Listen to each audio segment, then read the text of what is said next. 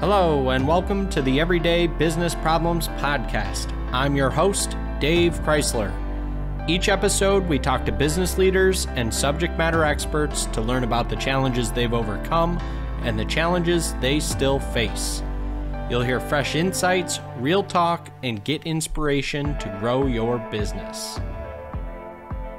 Hey everybody, I'm so excited to be welcoming Liz Capants to the podcast today. Liz is the president and founder of Global Executive Search and EBC Associates and Erudites Networking Group. Liz launched EBC in 2008, which is a global specialized executive search, business consulting, and referral networking services firm. Since then, the business has grown to a global network of affiliate partnerships to drive growth, and Erudites Networking Group was formed as a subsidiary. EBC Associates and Erudites provide four areas of focus, being human capital and executive search services, career coaching and branding, referral networking, and social impact, as well as community give back to support nonprofits. Liz, I'm so excited to welcome you to the podcast today. Thanks for coming on the Everyday Business Problems podcast. Oh, amazing. Amazing to be here. Thank you, Dave. Yeah, so we've been friends for a while now, and I'm excited to have you on the podcast, kind of talking about, the state of affairs in business as we're coming out of COVID, which really kind of includes the, hiring and onboarding process, kind of your specialty from the recruiting standpoint. But I also think it touches on, networking in general, personal branding, kind of all of these elements that as people are navigating their career, as we're coming out of COVID, that all of these things kind of intersect and connect with each other. So I'd love to just kind of get, your opinion, get a bit of a state of the union, if you will, as we come out of COVID. What kinds of changes are you still seeing in the workplace today as it relates to, people and hiring and onboarding as compared to, just a couple of years ago? Yeah, great question. It's still evolving, I think is the right word. We're still very much in this pandemic. And I believe the past 6 months have really been somewhat of a reset. I'm sure you've seen, as many people, some of the big layoffs, the tech firms, as well as other firms that are laying off. I think it's a reset going back to even pre-2020, 2021. We were hiring in some cases, making up for 2020 and the year that we lost. And then past 6 months, I'd say probably last June of 2022, we started to see some pullback in companies that had hired too aggressively and consolidating roles. So it's really an evolution, Dave, this whole workplace and hiring right now. Yeah. Yeah, I mean, it's interesting that you say that. I kind of feel the same way, from a bit of a different standpoint. But I like what you said in there in terms of, kind of being aggressive on the hiring side. And, I always kind of say it's almost like, in some cases it feels like we backfill with people. When maybe there's an opportunity from a process optimization standpoint, system creation, those types of things, we're kind of backfilling with people. And the reality of it is then, when things kind of catch up, right, then what happens? The people are impacted. And I think that's kind of the thing that, to your point, that we've been seeing over the last 6 months. How is it in terms of, because obviously you're interfacing on both sides. You're interfacing with, candidates, so people that are out there searching, but you're also interfacing with, executives in HR and, other professionals trying to fill those spaces. What's the sense that you get when you're talking? Is there still a kind of a mismatch in terms of, finding opportunities and connecting with the right people? Or, are you hearing that, no, we've got an abundance of people that, that we're able to find, and, everything is kind of from a process standpoint running, smooth? Yep. So there's a couple of responses. I think skills and requirements for skills are continually changing and have accelerated those changes have happened even more in this virtual remote world. So there's new skills, new jobs that are part of this overall hiring puzzle. From the employer and the hiring standpoint, it's really important to be as laser focused on what you want and knowing your budget, and oftentimes, connecting the dots between a great resume or a candidate and somebody who's in that business looking to fill that challenge in their business and why they need to bring this person on board is not as easy as one might think. I think sometimes people think, oh, recruiting, it's I know people, but it really is an art and a science and so much more that goes into that right match, technical skills, of course, cultural fit, personality. And I think there's right now, I'm sensing a lot of apprehension in the market on the hiring side, and just given the economy and everything that's going on, and companies want to be as 200% sure that this is the right person if they make the investment and bring that person on board. So there's more caution, understandably so, given market conditions now than say pre-pandemic. And because we're still evolving in this, we're still in the pandemic essentially. There's just somewhat of a disconnect. There's plenty of people that are looking for work. Then we, of course, have AI and technology, and the whole process of how you go about finding a job is a different topic. And that can be a challenge for many that might be super qualified for a company for a role, but they get auto-rejected, or it's hard to get them in front of that company. And that's where we step in with the networking group. So, yeah, and I think that's an important point, because there's been a lot of conversation, and I'm not sure when it started. Maybe you have some insight to that, but there's definitely a lot of conversation around, kind of that personal branding element and also the networking component, and, trying to move away from kind of that cold, hey, we just blast out resumes and, apply on job posting boards, to this relationship building and, connection to try to get the right people talking, which really can only happen when you're talking to another human, right? Yeah. And not just blindly sending out your information. I mean, one, do you have any insight kind of when that conversation really started to heat up? And two, do you have any kind of tips around what people can do to build those relationships, when they kind of find themselves in a situation that, hey, maybe they were part of a restructure, maybe they felt comfortable, maybe they're just looking for a change?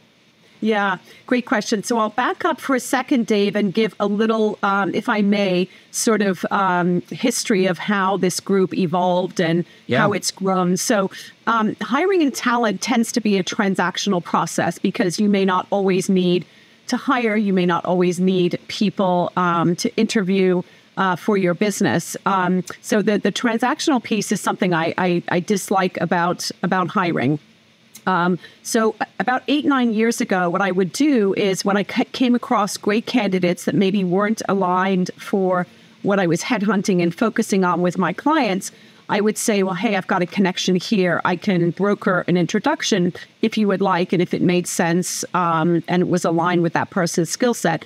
So it was a great way to help these candidates get an in into the company that they may not have had, been able to do themselves. And so that's kind of how this group has very organically grown and emerged over the years. To your point about just getting those conversations or informational interviews is so powerful, but it kind of boils down to time. When you're in a job, you don't always have the time to put and invest into a network and to building those relationships, or be part of associations, right, in your, let's say if you're in the pharmaceutical business, you just may not have time to really fully invest. And so the group has grown so that today my direct searches and mandates are through my EBC business. And then my candidates that I meet with twice a month are part of the network, so that as jobs come in, and that's always changing, I get to know my candidates and bring other resources to them. So it's sort of a unique model, but it's part of the whole ecosystem of networking, finding jobs, branding yourself, always be branding yourself and marketing yourself, even when you find that corporate job. So I'll pause there. I hope that makes sense. Yeah, no, it definitely does. And, I think sometimes just in general, we tend to, only be focused in on the moment, right? And kind of to your point, when you do land in especially some of these larger organizations, while maybe we never want to kind of prepare ourselves, for a situation of being let go. That is the reality sometimes in these organizations, because they are moving fast and furious in a lot of cases, and sometimes that leads to ultimately what comes down to decisions that need to be different decisions in the future. And so it's interesting, because I think the point in all of that is really continuing to put yourself in situations where you're meeting people, where you're continually, even if you're not looking for a role, but you're continuing to expand on the people that you are associating with and sharing skills, sharing stories, all of those types of things. It's incredibly valuable, regardless of if you happen to currently be looking, or you're happily employed, or you're happily launching a business, whatever the case may be. You never know kind of when those connections, will make sense and lead to another opportunity. Exactly. It's a, and again, I think a lot of it for a lot of people might boil down to time and investing time. But I think, as long as you set your own pace and just start somewhere and build some of those relationships or join research groups that might be best for you, it's so powerful when you can find the right community, whether it's today they can help you or down the road. And there was a great article, Dave, recently, it was probably about a year ago. It's in Forbes magazine, really accurate. It was titled, "Companies Just Don't Care About You Anymore. It's Time to Take Control of Your Career." And it was so on point. I always reference this article, and it ties really into the workplace, because the future of work, I believe, is in this gig economy and project-based consulting, side hustles, right?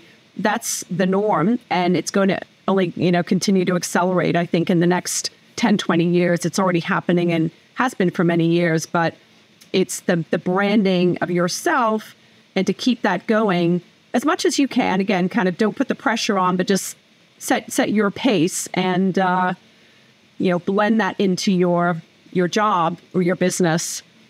And it's so powerful.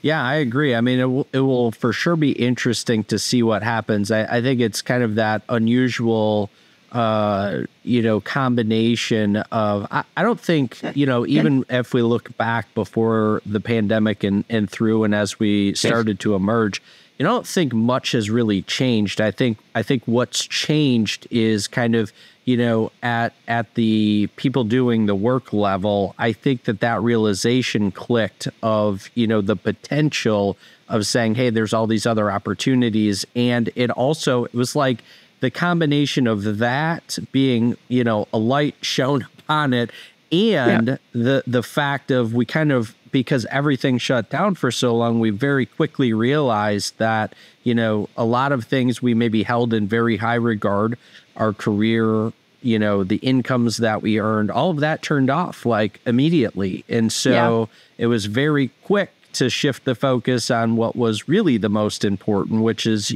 always been the relationships that are closest to us. So I think, those two things kind of colliding together, and then the increase in technology acceptance and kind of, our ability to be on, two separate states, hundreds of miles away, and in some cases thousands of miles away, and interfacing with people, doing real work, getting business done. That just wasn't the norm 3 years ago. Exactly. I mean, it was, all right, well, I land at, 9:30. I should be there by 11, and, we'll knock out a meeting, and then I'm going to fly back home.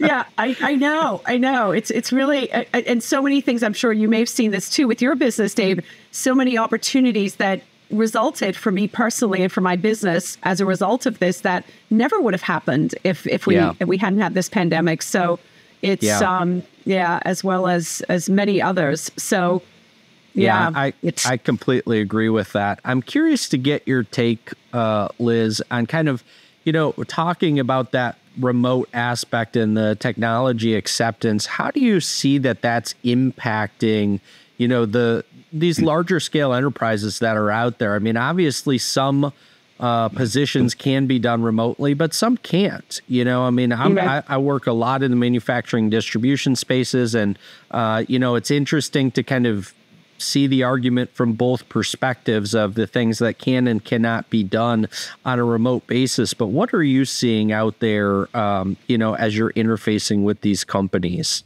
Yeah. So, and you're absolutely right. There are just some functions that you really have to be on site. Manufacturing, Dave, is definitely one of those. In the past, I would say 6 to 8 months, more companies are mandating people in the office, whether it's 4 days, maybe sometimes even 5 days. So that's started to definitely pick up. Yeah. Hybrid is still an option, but seeing many more companies that do require full-time in the office, not just because the job function requires it, but because they're mandating it, they're requiring it. So, and there is many benefits to, especially starting a new job, to being with your team and having that FaceTime and having that to really get a much better sense of the culture, the people, expectations, so that you can be successful in that role. But yeah, it's happening more of that requirement to be in the office. Yeah. Yeah, that's interesting. I mean, I've heard some stories, some larger organizations. I heard one story where, throughout that hiring and onboarding process, and this was kind of, as we were coming kind of out of the pandemic, people were starting to go back to the office on a more regular basis. And there had been somebody that was hired, kind of in mid-pandemic. And so all of their work prior to had been remote. The first day that they were required to be on site, nobody realized that in the onboarding process, they never gave this person the door code. They didn't have a key code to get into the office. So, it's interesting how some of these other, process things kind of, bubble themselves up. But, I'd love to get kind of your takeaway, because I know one of the things that you, that you are doing differently with your business is around the kind of onboarding process and providing, almost what I like to call kind of aftercare support, right? Because the hiring process is just one part of what happens. And again, it's how do we continue to build on this relationship? How do we make sure that people are successful? And so I'd love to just get, a bit of insight around the things that you have been seeing, the things that you guys are doing to kind of help ensure that first, 30 days, 90 days, look successful, right? Because people are investing a lot of dollars when they are hiring anybody. That could be a $12 an hour person. It still costs a significant amount of money. So I'd love to get some insight around that. Yeah, so it's a very much what we do is a turnkey process, Dave. I think that right now, in fact, I was speaking to a company about this the other day, what I called a post-hire, and he said, "Oh, I've never heard of that. I have no idea what that is." So it's not as, I think it's underutilized in general. So the turnkey approach, the pre-hire, executing on the hire, the post-hire, I think that many businesses, as they should, put a lot of emphasis on the front end, meaning rounds of interviews, sometimes too many, right? Sometimes too many, getting consensus, having assessments of some sort. We manage that whole process, background checks, we do references. But then once the person starts, typically that manager is so busy and focused running their business that they may not have time to onboard properly. HR will do the paperwork and more the administrative pieces. So where we really step in is as much as the client needs in that first 6 months, We will be there to provide employee development, make sure that expectations are aligned, KPIs, metrics on both sides so that there's no miscommunication. And through that process over the years, we have saved companies tens of thousands of dollars just by being that point person, again, as much as they might need to ensure that communication is there. And believe it or not, Dave, the something as small as, oh, I didn't know you meant this, or I really thought your expectation was here, that may not have been clear for the new hire by the manager or vice versa, is where that falls apart. And then when you throw in this virtual environment, it can be even more challenging because oftentimes teams can be very productive, but they can also be too siloed in what their work is and not engage or bring new hires or new people into that project to help collaborate. So then the new person doesn't feel they're part of the team and the work doesn't get done, or they're not. So it's that communication piece and that post-hire that I really enjoy working in. And I think it's a really key part of the successful hire. Yeah, both. I mean, it's interesting for a couple of parts in there. I could definitely see in the more remote setting how, you're kind of used to grinding, getting things done, kind of your system, if you will, and introducing a new person into that and not having maybe, kind of that set water cooler time and those types of things. I could see how that'd be really impactful for people. And, the other thing that I've always kind of said that aligns with that is, oftentimes, right, you as a kind of a leader that is in the hiring role, you kind of have what that expectation, what success really looks like in a particular position.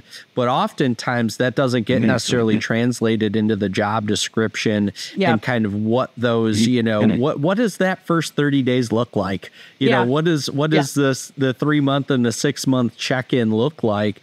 And it's just helping people kind of define all of those things. So ultimately, you're not spending tens of thousands of dollars to bring somebody in, go through all of that, upfront process, only to be disappointed, not have clear communication, and then for it to wind up in, another opening spot. And I know you've seen that before. I know I've seen it too many times to count. It's unfortunate, but it's the reality of not providing kind of, the right tools, the right, processes around that. And I, in the organizations I've been in, I would say that most HR departments are not quite equipped, unless they've gone through these things before, to necessarily deal with that. They kind of have their part of the process that they deal with.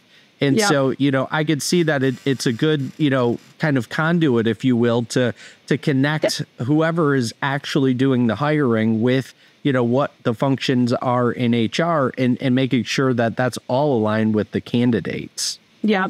Yeah. And sometimes the candidate, as they're adjusting to the new role and everything, they don't always want to ask, or they depending on the level, they don't feel comfortable, or who knows, or the manager's so busy that just, again, that basic communication, Dave. And I always say, a candidate is only as good as the resources the company can help them get there, right? It's a two-way street.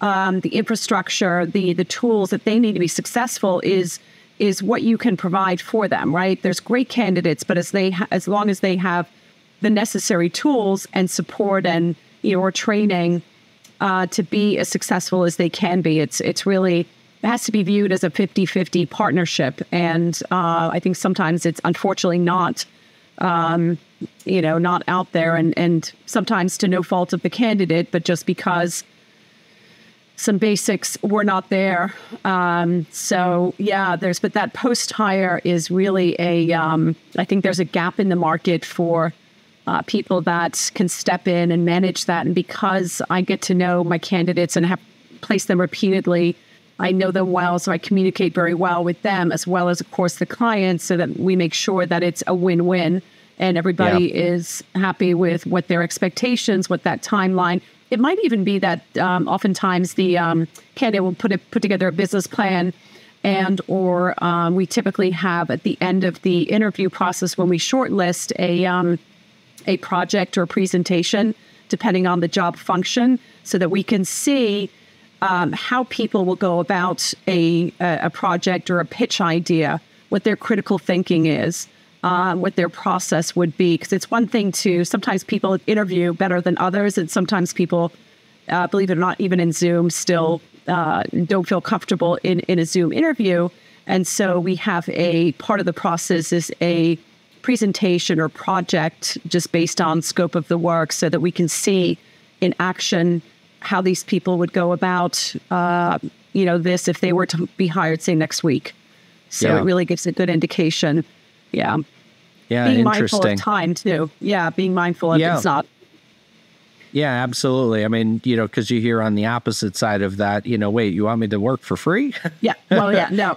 We make sure I could see that. I could see the power of it, and also kind of finding that happy medium. But, to your point earlier, too, I mean, it's, for as great as the technology that exists today is, whether we're talking kind of that remote setting or throughout an interview process, there's still nothing that replaces being in a room with somebody, kind of being able to see that full body language, to have, even honestly off-bar conversations that are comments back and forth here and there. It's amazing the things that you do kind of miss out on in this more virtual setting. So, while there are many advantages, and I am glad we are at where we're at. I still often, in many instances, love to be in a room with somebody, especially, a meeting of importance, because there's just so much that happens when you're live with somebody. So. Oh my gosh, 100%. And what I've seen, Dave, whether it's business owner or people sometimes on Zoom or Teams or whatever, the personality is so different from in person. Like they have a vibrant personality, but in this Zoom box, we're all sort of, different. You just get so much of a better sense of who they are. And there's nothing like in person. I totally agree. Yeah. Yeah. But, I mean, what's interesting about that, it's almost like the, the email or text message, right? Like you just you can't get the same, you can't say the same thing that you would in person, to kind of exude that personality. It just gets lost. It gets lost in an email. It gets lost via text. And, and I've seen some unfortunate situations unfold because of those types of things where, that communication is just, it is so powerful. And we don't, I feel like kind of in general, put enough emphasis on there. So, again, back to kind of that post-hire, I think, that is such a critical component for the long-term success and really relationship building, that ends up happening. So how I'm curious to know too, throughout that process, I mean, what's kind of the general consensus with, people that you are placing in terms of, how the hiring process has been flowing kind of maybe post-pandemic, and, are people still as, kind of excited about the prospects that are out there? Are people, kind of a bit worrisome because of all the things that we see in terms of, where the economy is heading and those types of things? What kind of sense are you getting from the people that are in the marketplace today? Positive, negative, and any insights around there? Yeah, great question. Overall, it's a mixed bag. So just going back to the first earlier piece of that question with the process and the hiring, knowing your budget, knowing we will consult to help define the role. Oftentimes the role needs to be fully understood to make sure that, for example, there's no one internally that maybe they could promote up into this role. So we do a lot of that advisory, we call it discovery call to start. And then from there, if it makes sense for us to execute and headhunt and find this person, we put a process, a timeline with an end date, because oftentimes hiring can be open-ended. And it's about a 6 to 10 week turnaround, give or take. And we put dates and milestones with deliverables so that you know exactly what to expect from us. Application form, how we vet. The big time piece on the recruitment is, anyone can post jobs, right? But it's like finding the diamond out of 500 people that may not even be remotely qualified. So that vetting and pre-screen process is so key. So we will take that legwork and vet and pre-screen based on the client's requirements so that we're only sending very targeted applicants for that role. So from the job seekers, there's many job seekers out there that, and this kind of segues into the technology piece again with the AI and of course chat GPT. Everyone's talking about tools that are fantastic and necessary. I think sometimes it takes away from the human element of just helping people. And that kind of goes back into the networking piece we were talking about before, and just building these contacts that you can strategize with, that you can potentially find work or project-based work. So it's all tied into, because the automation piece of the hiring can be like sending your resume to the black hole of no return. And then I think it's so frustrating for candidates that are just not getting any response. And so my goal with this community for executives is to build on the resources so that they'll always have this, to help to network. We have other people that resume writing, for example, if they need that. So I hope that, does that make sense? Yeah. No, makes a ton of sense. And, kind of back to the AI component of things, it's interesting because I think in general, right, we naturally, no matter who we're talking, people, generally look for the path of least resistance, right? That has been proven time again. It's human nature to kind of seek the simple. And, through that technology piece specifically, I think the kind of initial thoughts behind it are, I can, circumvent the ATS, system and get my resume up to the top. If I load, my resume into ChatGPT and I say, hey, spit me out a optimized LinkedIn profile. Yeah. And the reality of it is, while I love technology and I think it's tremendous, there's so many advances. There's a lot of fun things you can do with it. Even from an ideation standpoint, the reality of it is, I believe that for, the foreseeable future, people buy from people. We are also, kind of pack animals, right? And so therefore we seek relationship. So I don't see technology really ever being able to replace the ability to connect with another human, whether we're talking about, from a job placement standpoint or, selling your services or, being in a relationship with somebody. I don't see that connection ever stopping. So while I love the tools, I think people are short-sighted in the fact that, we need to seek relationships in order to be successful. And again, at least for this foreseeable future, at least until I'm, not here anymore. So I 100% on the same page. And I've done a lot of research and I've read the soft skills, which is where you're talking about the soft skills are going to be in more demand because of this, all the technology and all the tools, that the information, how to interpret and communicate that information, and that, relationship with people is only going to continue. I 100% agree. It helps. And then I know in hiring, it can just be somewhat of a roadblock, unfortunately. But again, that's the purpose of this community and the group, and just how, my model and how it works to, at the core of everything, Dave, is, I'm a connector, whether it's, for jobs. And also, what I really love about what I do, I'm very passionate about it, as you can see, but I can creatively see kind of the big picture and connect to people, or maybe it's to businesses where there could be some great synergy, collaboration. So doing a lot of that just through referrals I get, people I meet over the years. I've built this up to be a great resource. And then when you can make those win-win situations, it's the most rewarding thing when it has such an impact on the business, whether it's a hire or two businesses, and it's it really helps to grow their business. It is the most rewarding piece of what we do.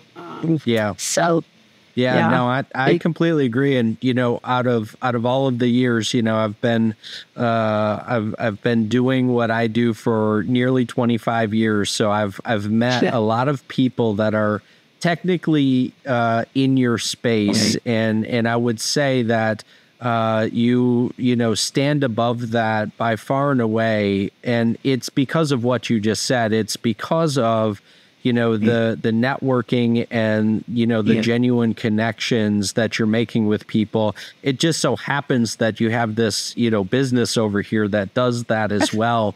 But I think that kind of speaks real volumes of what you do and how you connect people, and that it kind of just happens to be the offshoot of you having this business out there, because there's a lot of people that to your point earlier, post jobs and can make referrals and those types of things, but there's real value when you look for connections first. And whatever that means, right? That doesn't necessarily mean placing a candidate within a company. There's a lot of layers, a lot of different forms to that. And I just want to give you a little kudos there. Well, thank you, Dave. That means that does mean a lot. Thank you. But it is something I really do enjoy, and it's tied into my core business. And over the years, it's like I called this candidate the other day. You would have thought he won the lottery or something, Dave. He was like so happy that because a lot of recruiters don't call. They may not have time. So understand that piece of it too. They may not have the bandwidth, and just keeping that human touch, that human element, something very simple. It might be a quick email. Just give someone 15 minutes of your time. If I can't be a resource, maybe I can connect you somewhere else. It's just how I'm wired. But so thank you for that. I love it. Well, Liz, as we kind of wind down, is there any kind of final thoughts around this kind of state of the union a bit in terms of where the workplace is at and where it's heading, as well as kind of the networking and personal branding? Anything else that you feel like is important that we cover today? Yeah. So I said to my executives group meeting last week, Dave, I would say, turn the news off and just stay focused and keep networking. But really, the if you're not working now and in transition and been part of the layoffs, the news can be very demotivating. So turn that off. Stay focused. Just stay out there networking. Keep connecting. It's a robust job market. My 2 cents, a lot of companies are struggling to hire, can't find people, can't find applicants. So there's a lot happening. So, just keep the focus, I would say, and start the networking if you haven't done so already.